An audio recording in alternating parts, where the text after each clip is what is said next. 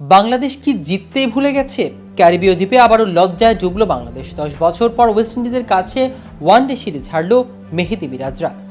Brandon king আর Evin Lewis আক্ষেপ করতেই পারে, একজন পাননি সেঞ্চুরি, আরেকজন 50, অথচ সুযোগ ছিল যথেষ্ট। 3 অঙ্কের সম্ভাবনা জাগিয়ে কিং ফিরেছেন 82 রানে, আর 50-র খুব কাছে গিয়েও লুইস ফিরেছেন 49-এ।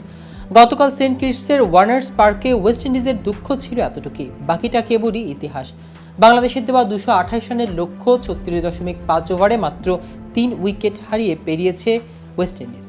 7 উইকেটের ব্যবধানে শাহ হোপের দল শুধু ম্যাচই জেতেনি, 10 বছর পর জিতেছে বাংলাদেশের বিপক্ষে ওয়ানডে সিরিজও। বিষয়টি নিয়ে আরও বিস্তারিত থাকছে আজকের প্রতিবেদনের বাকি অংশে। কেটিভি ক্রিকেট চ্যানেল থেকে আপনাদের সাথে আছি আমি মাহমুদুর রহমান সিয়াম। রান তাড়া নামা ওয়েস্ট ইন্ডিজের জয়ের ভিত্তিটা পেয়েছে কিং লুইসের উদ্বোধনী জুটিতেই।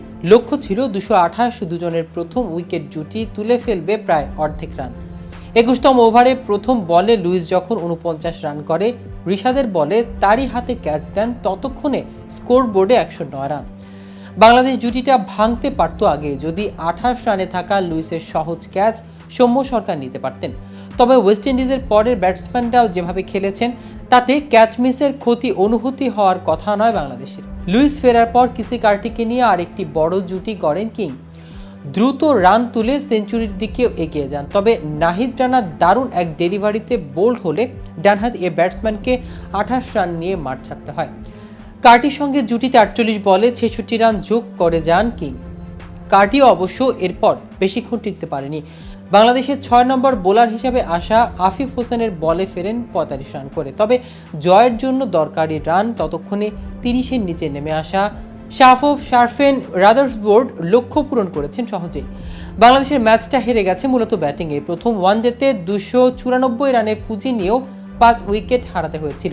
এবার সেটা 250তেও পৌঁছে যায়নি। পরিস্থিতি তো এমনটাই ছিল যে 150 হয়তোবা হবে না। টসে হেরে ব্যাট করতে নামা বাংলাদেশের পাওয়ার প্লের মধ্যেই হারিয়ে ফেলে 3 ব্যাটসম্যানকে। ওপেনার তানজিদ তামিম এক প্রান্তে ছিলেন আক্রমণাত্মক ভূমিকায়, অন্য প্রান্তে রীতিমতো উইকেট বিলিয়েছেন সৌম্য সরকার, লিটন দাস ও মেহেদী হাসান মিরাজ। ভালো খেলতে থাকা তানজিদ ও উইকেটের মিছিলে যোগ দেন 11তম ওভারে। বাংলাদেশের চতুর্থ উইকেট হারায় 66 রানে। এক পর্যায়ে আফিফ জাকের রিশাদের বিদায় বাংলাদেশের স্কোরে পরিণত হয় 7 উইকেট 115 রানে।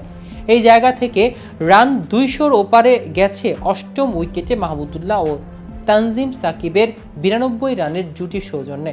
44তম ওভারে তানজিম তার ক্যারিয়ারে সেরা 45 রান করে আউট হওয়ার পরে ওভারে মাহমুদুল্লাহ ফেরেন 62 করে। এই দুজন খুব বড় জুটি গড়েও টপ ও মিডল অর্ডার ব্যাটসম্যানদের ব্যর্থতার কারণে বাংলাদেশের ইনিংস নেমেছে 45.5 ওভারে 227 রানে, যা শেষ পর্যন্ত বড় হারিয়ে এনে দিয়েছে বাংলাদেশকে। সেই সঙ্গে এক দশক পর ওয়েস্ট ইন্ডিজের কাছে হেরেছে এই সিরিজটাও। তো ভিউয়ার্স, ভিডিওটি সম্পর্কে আপনাদের কোনো মতামত থাকলে আমাদের কমেন্ট করে জানাতে পারেন। সাথে সাথে নিয়মিত ক্রিকেট আপডেট পেতে কেটিভি ক্রিকেটের সাথে থাকুন। ধন্যবাদ সবাইকে।